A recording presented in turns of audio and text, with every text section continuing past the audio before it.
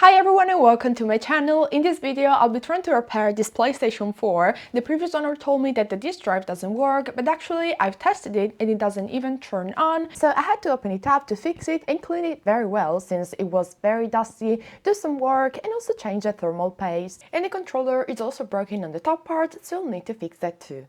Let's start by cleaning the case, which is very dirty, and then of course I'll also need to take care of the controller. The upper case is broken and I don't really see any other solution except 3D printing it, so let's just give a quick clean to the case and then of course I'll need to open it to see what the problem might be. I've connected the PS4 and as you can see it doesn't work. It doesn't even turn on. The previous owner told me that the disk drive wasn't working, but he didn't mention that it wouldn't even power on. So I guess I'll have to check both the power supply and the disk drive. I need to remove this part to take out the hard drive, and it should be easy to remove. Wow, it's very dirty on the inside and it doesn't even look like dust. I don't know what happened here, but I'll definitely need to clean it very well.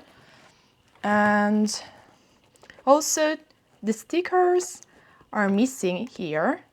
So someone has definitely opened this PlayStation before, and the fan looks very dirty and dusty even from the outside, so I'll definitely need to clean this PlayStation very well.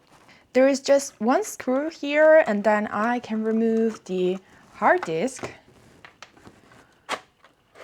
Let's see.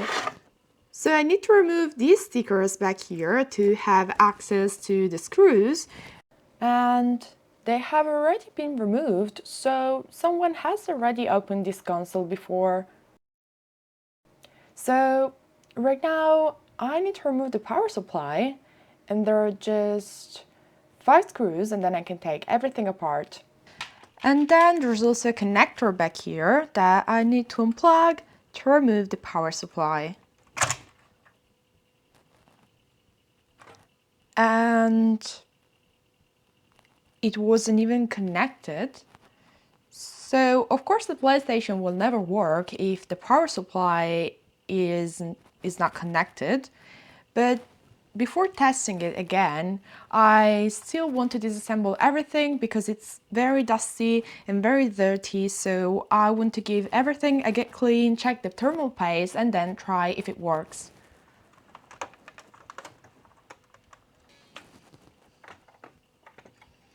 So there is a white piece of plastic over here. I'm not sure what's for, but it's definitely not in its place. Maybe it's something to help inserting the disc, but I'm not sure, and also it's very dusty even in here, so I'll definitely need to clean the lasers lens, but I'll just keep disassembling for now. I also wanted to remind you that I'm a hobbyist, not a professional technician, and this video should not be taken as a tutorial. I strongly advise against copying the actions shown in this video. I finally got to the motherboard, and one thing I noticed is that basically it does not have thermal paste at all and it's also very dry, so I'll need to clean it and replace it. There's also one thermal pad that it's missing, it's not on the motherboard, and it's also not here on the upper case, so I'll need to replace it, replace the thermal paste and give everything a get clean before I can take care of the disk drive. So I was trying to figure out where the thermal pad went when I noticed this burr mark on this connector.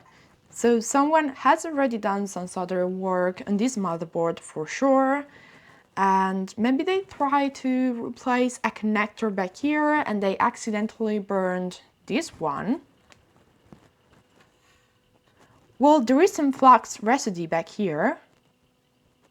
And I think that they tried to replace the HDMI connector because the soldering joints are awful. And I've seen this replacement many times. I don't know why. Maybe the HDMI connector breaks really easily.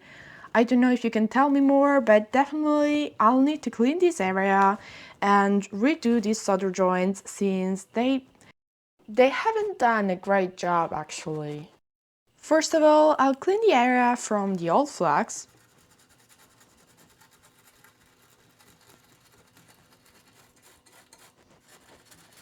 I'll definitely wick up the old solder before fixing it.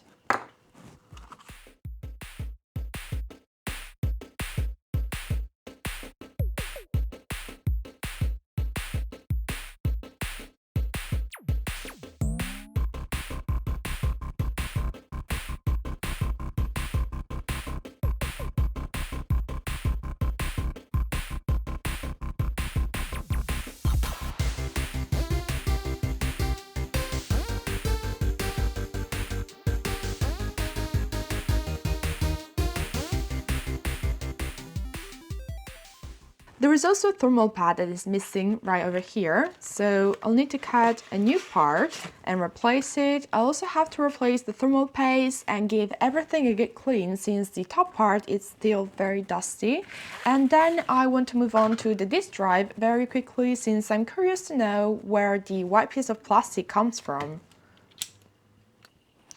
Okay, so now I have to apply thermal paste and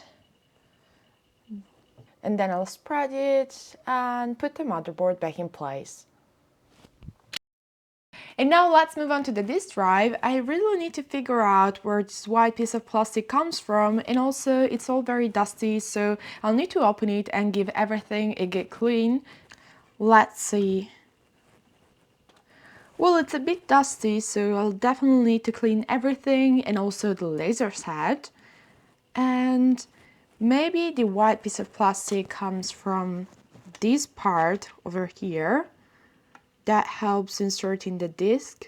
Let's see if I can put it back in place.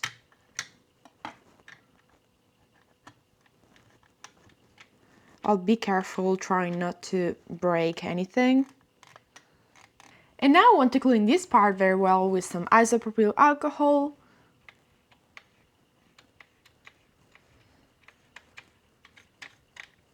And then of course the laser's head, but very carefully.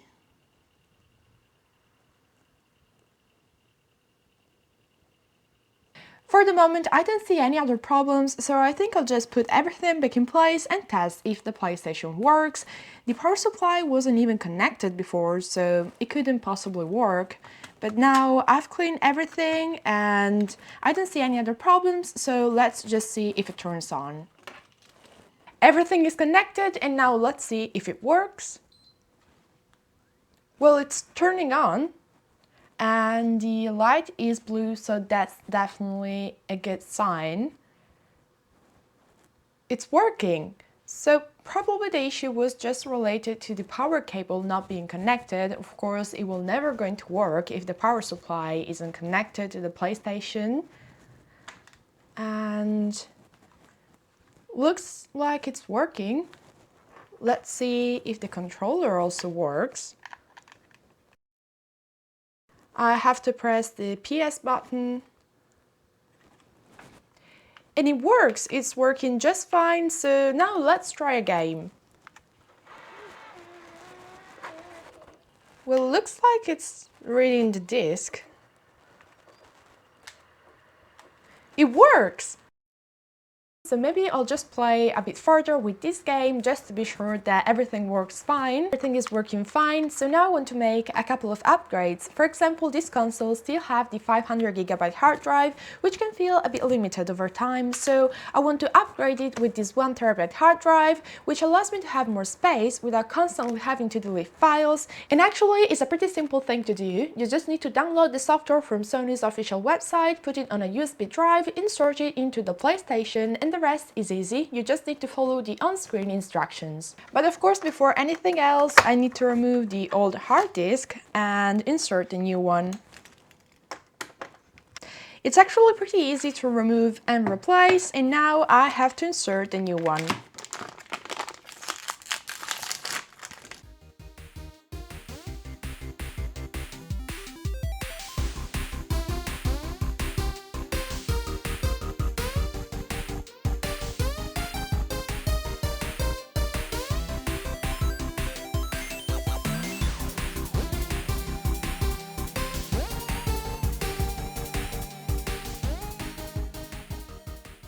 And now that I've installed the new hard disk, to check if everything works fine, I just need to go to settings and then storage. And it's calculating the system storage, which is nearly 1 terabyte. So everything works fine, but I still need to take care of the controller. So as you can see, it's quite dirty, especially here on the outside, and the upper case is also broken with lots of scratches. And the screws don't look promising since they are a bit rusty. And I'm also afraid that a lot of dust got through these holes, so let's have a look inside. So I need to remove these screws here from the back. They are only 4, and overall it's not that dirty. It's fairly clean, but I prefer to take everything apart to clean it properly. And also I want to replace the top part, since it's broken, with a 3D printed one. I've separated the top and the bottom part, and it definitely needs some cleaning. As you can see, there are still some pieces of the top part that broke, so let's remove everything else. First of all, I need to remove the head of the battery cable from the motherboard.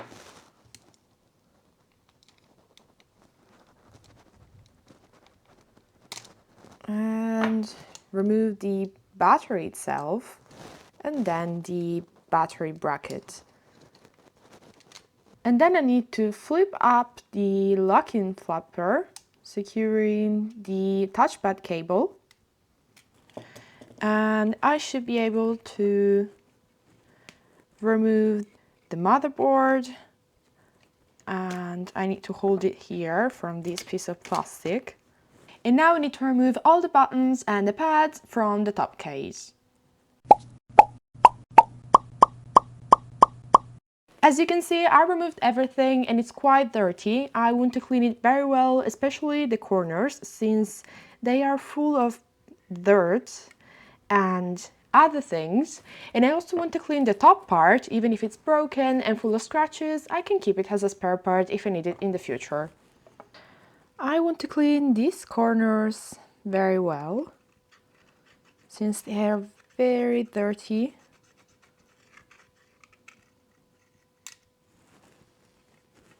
And this one over here too.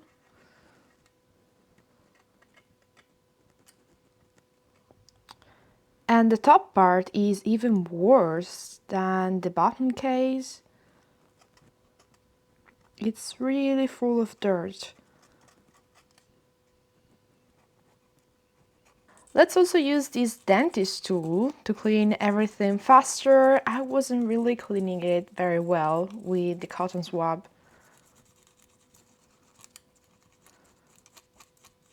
It's all very dirty, so I'll use this tool and a cleaner to clean the case, and then I have to put everything back in place.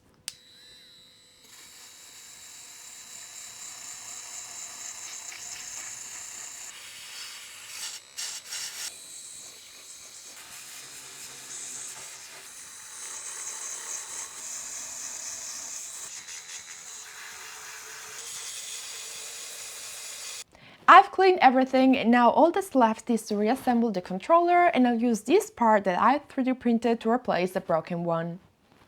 Well, I have to say the top case turned out pretty well. Maybe it's a bit wide on the edges, but considering it's not resin, it came out pretty well. I've tested the controller just to be safe and it works fine, so this video ends here. As always, I hope you liked this video. This time it wasn't a difficult repair, just a long one. And if you like this video and you want to see more content like this, you can subscribe to my channel or my Patreon page, where I post updates, photos and videos behind the scene, and also additional videos. For example, last week I posted a gameplay of ZX Spectrum games. So let me know in the comments what you think, and see ya in the next video. Bye!